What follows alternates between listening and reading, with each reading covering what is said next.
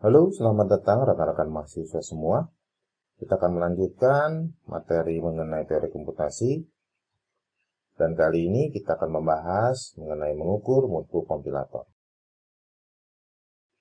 Tujuan pembahasan kali ini adalah agar rekan-rekan mahasiswa mampu menjelaskan metode terkait pengukuran mutu kompilator. Kita mulai.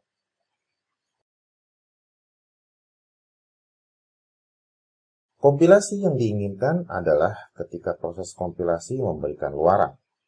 Bukan saja hasilnya dapat membuat mesin bekerja sesuai yang diinginkan, tetapi harus juga memiliki kualitas yang baik.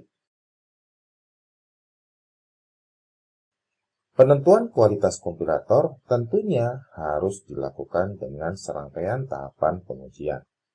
Sebelum melakukan pengujian, tahapan awal yang perlu dilakukan adalah menetapkan hal-hal apa saja yang akan menjadi komponen pengukuran terhadap kualitas kompilasi yang dihasilkan. Beberapa hal yang perlu ditetapkan di awal sebelum dilakukan pengujian terhadap hasil kompilasi adalah sebagai berikut. Pertama adalah melakukan penggalian kebutuhan operasi apa saja yang diinginkan oleh pengguna atau kebutuhan apa saja yang ingin dicapai oleh mesin agar produk kompilasi yang dihasilkan dapat dijalankan. Kedua, dalam melakukan pengukuran, tentunya dibutuhkan skenario pengujian yang memiliki kehandalan agar dapat mengukur kualitas produk kompilasi yang dihasilkan. Ketiga, menentukan komponen-komponen penilaian yang perlu ditetapkan sebagai matriks pengukuran mutu kompilator. Dan yang terakhir, bagaimana tes dilakukan sehingga sebaran variabel yang dihasilkan dari proses kompilasi dapat mengurangi penggunaan nilai-nilai variabel yang digunakan.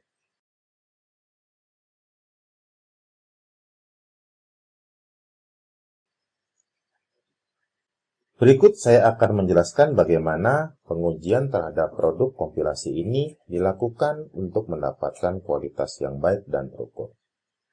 Yang pertama adalah mendokumentasikan semua hasil pengujian.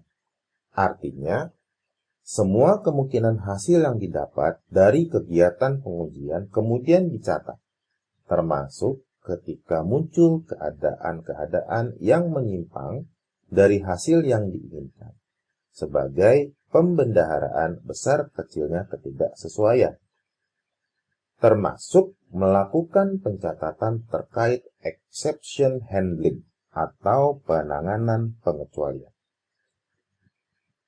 Pengecualian yang dimaksud di sini adalah suatu keadaan tidak normal yang terjadi ketika eksekusi suatu program dilakukan, sehingga membutuhkan proses khusus yang bahkan dapat mengubah alur program itu sendiri.